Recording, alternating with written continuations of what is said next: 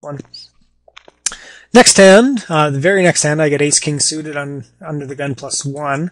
Again, same open, min raise. We want to keep all the weaker hands in. So if you haven't watched any of my videos before or talked about min raise strategy, I want to keep the weaker aces and I want to keep the weaker kings in. So I like to keep my raise size small. We do end up playing more multi-way pots, but it keeps a better hand range in.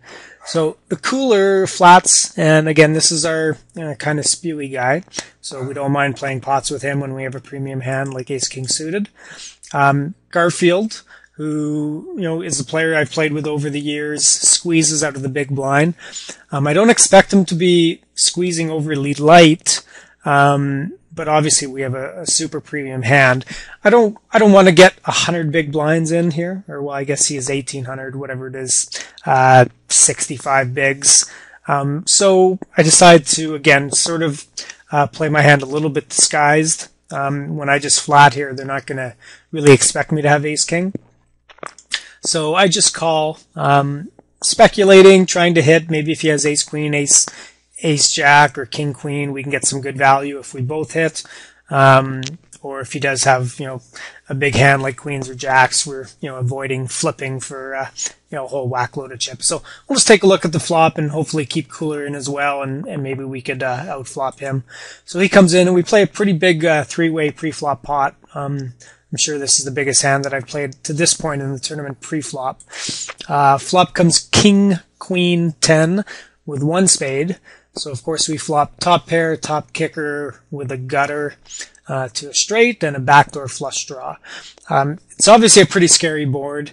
We're losing to king, queen, ace, jack, set of kings, queens, tens, aces, of course.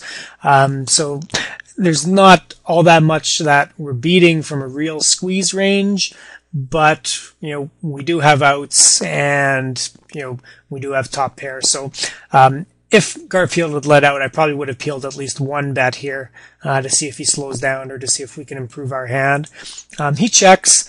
I check it as well. I don't want to get check raised, and I don't mind letting the button bluff a little bit. And if he bets, I could then see what Garfield does and make a decision with a bit more information. But it checks around.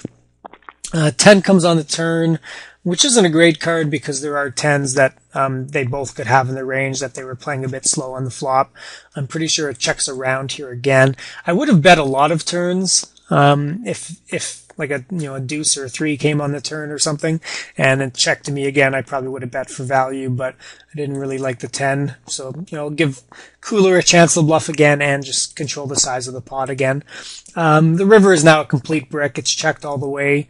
At this point, I feel that Garfield, he might have the same hand as me, that he was just kind of playing it careful, or he might have ace queen, or he might have jacks. Those are kind of like the 3 hands that I thought he might have, or of course aces. And out of all the hands that I'm giving him, I'm only losing to 1.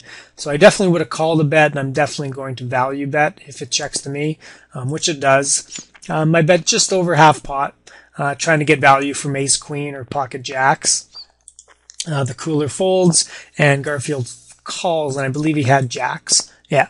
So he was like, he squeezed with a real hand, which I thought pre-flop, which is why I didn't want to, inflate the pot further by 4-betting, because I felt he really did have a strong hand. We ended up getting some decent value. We let him chase, his straight all the way to the river, but we also, controlled the size of the pot and didn't get ourselves into a sticky situation, which is fine. And what, is generally my game plan for the early stages of a tournament like this. All right. So we'll move around. We're now up over